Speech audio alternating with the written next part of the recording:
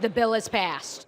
Another spending bill is passed in the House. Significantly, 8 Republicans break ranks and vote with the Democrat majority.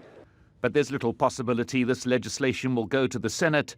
The Republican leader there insistent he will not allow the passage of any bill that does not have the approval of the president, who continues to insist he will veto any measure that does not include funding for the border wall. You can never have border security unless you have a steel barrier, a concrete wall, you can call it whatever you want, but without it, you'll never have, you can have the greatest talent in the world, you will never, ever, in a million years, you will not have border security. Can't happen.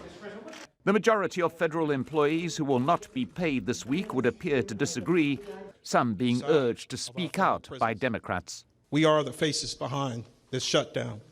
We are the real people working in the Bureau of Prisons, in the Transportation Security Administration, and other federal agencies today, doing so without federal pay. Democrat leaders went to the White House for another round of talks, but the meeting ended in failure when the president abruptly walked out, then sending out this tweet in reference to Democrat leaders of Senate and House. "Just left a meeting with Chuck and Nancy, a total waste of time," he says. "I asked what's going to happen in 30 days if I quickly open things up. Are you going to approve border security, which includes a wall or steel barrier?" Nancy said no. I said, bye-bye, nothing else works. It's cold out here, and the temperature wasn't much warmer in the Situation Room. Again, we saw a temper tantrum because he couldn't get his way, and he just walked out of the meeting.